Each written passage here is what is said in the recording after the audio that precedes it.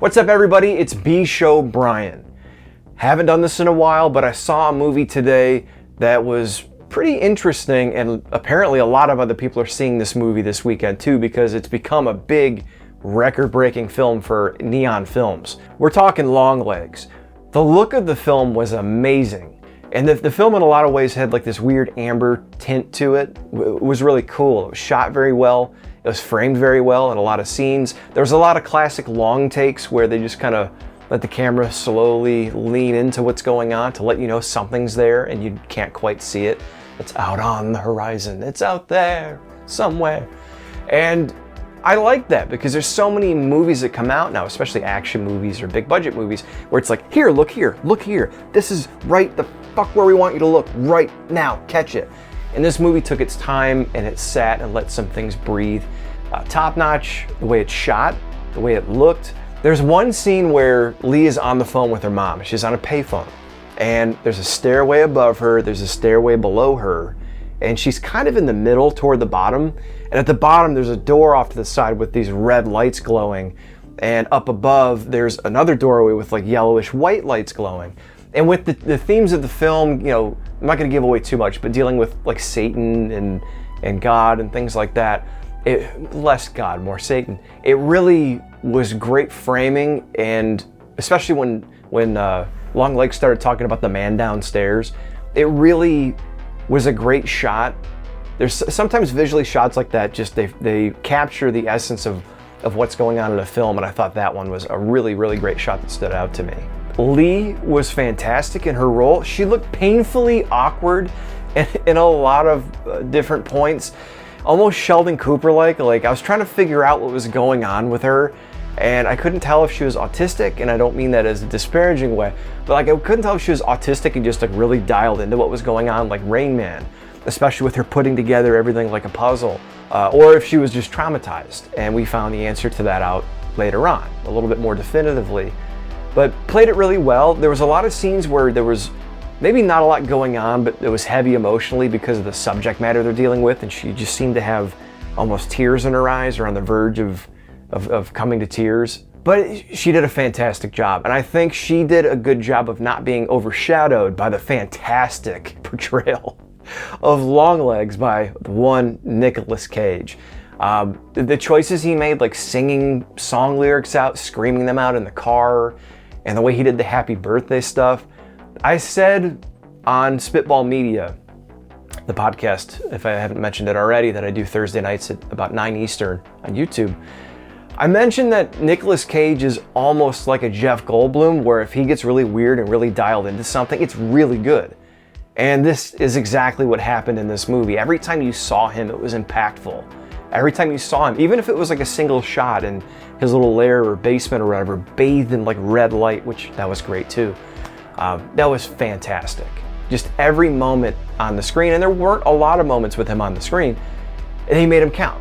He's just absolutely fantastic. So, you know, no surprise there. I will say his look was very jarring. His look was very off-putting. There's a lot about this film that just had you feeling like gross. I don't know what it was, the way it was shot, the kind of the voyeuristic nature of the way it was shot with, like I said, leaving on certain frames a little bit longer than normal, than modern films would do. Or maybe it was like the feeling that something's always off in the distance watching. But it really had in some ways, a voyeuristic feel, like someone's always watching. And we found out why later on. But the one thing about the look, as unsettling as it was, for some reason my first thought was Weird Al from the Fat video.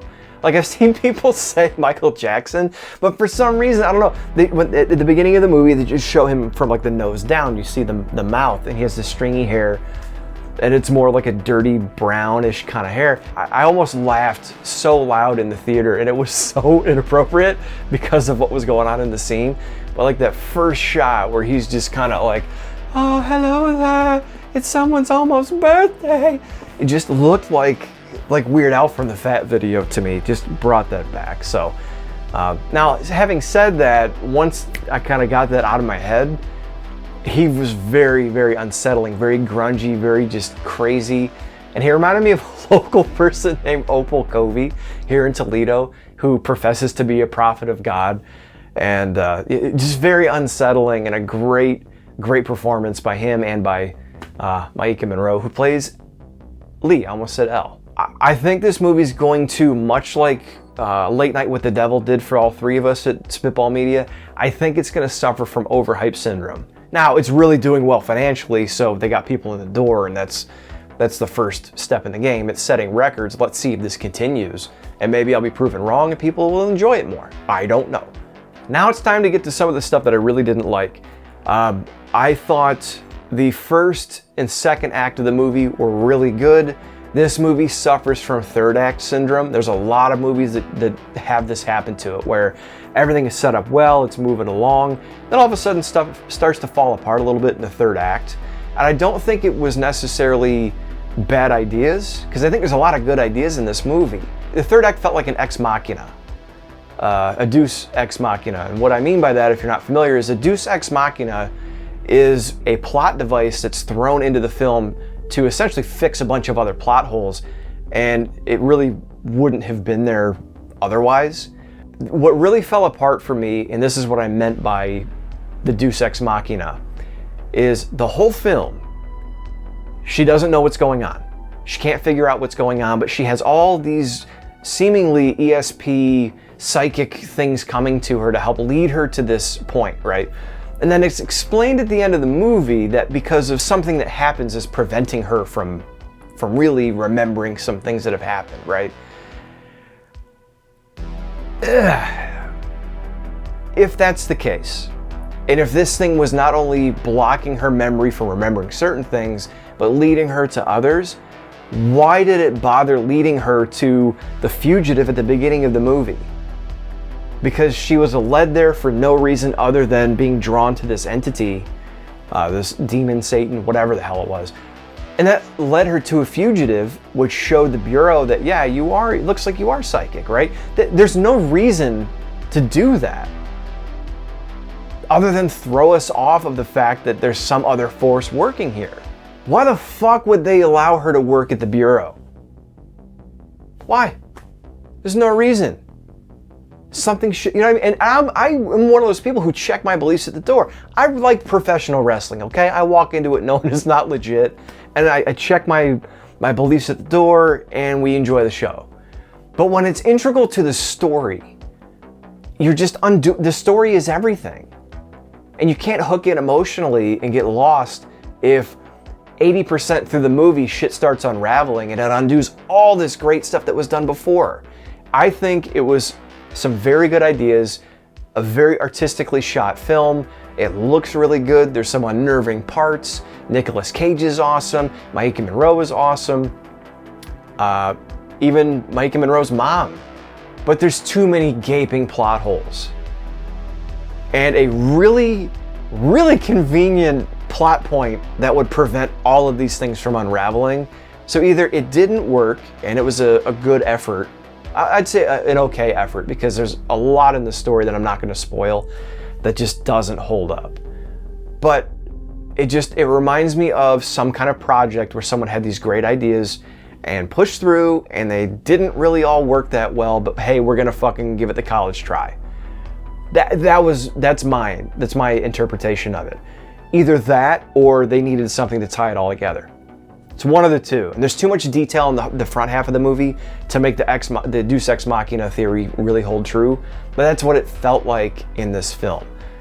That's what really set me back on this movie. I was really enjoying it until about the last 10 minutes. It didn't work for me.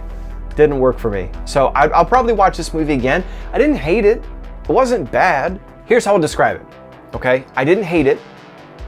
I liked it. Didn't love it. One time I found a caterpillar, okay? And I made him a little house, and I gave him a stick and some leaves, and I put him in a box on my desk at the office. And I watched him make his cocoon, and he cocooned in, and I waited, and I was really excited to watch that process, right? And I was along for the ride, and I see him pushing out, and I see him pushing his wings out, right? And he's pushing the blood into his wings, and turned out to be a really ugly-ass moth. Not exactly what I expected. I thought it was going to be a butterfly or something. Turned out to be a really ugly-ass moth. I let him outside. A little disappointed. That's kind of how I felt with this movie. It looked great. Performances were great. Music was pretty cool. There was even some jump scares that I didn't mind, because they were jump scares, but they weren't like hacky in place of terror jump scares. It just kind of enough to jolt you and kind of get to you under your skin. There was enough about it that I really liked. I'll probably go back and revisit again. It is not the scariest movie over the past decade. There was a lot of great performances. It looked great, but the story was full of fucking problems, holes like Swiss cheese, with a very convenient wrap up to tie everything in. So, and I know it's hard to do these movies. I don't want to judge too hard. It's a group effort and it's very difficult to be original. This film just fell flat for me, and a lot of it had to do with story. So I'm bshowbrian. Let me know down in the comment section what you thought. Check out Spitball Media on Thursday nights, or go check it out, audio version, everywhere you find podcasts, not to turn this into an infomercial. But stay tuned to the channel. I got more stuff coming up. Like, subscribe, hit the notification bell, and you'll be the first to know about it. Go see Longlegs if you haven't already, and that's it for now.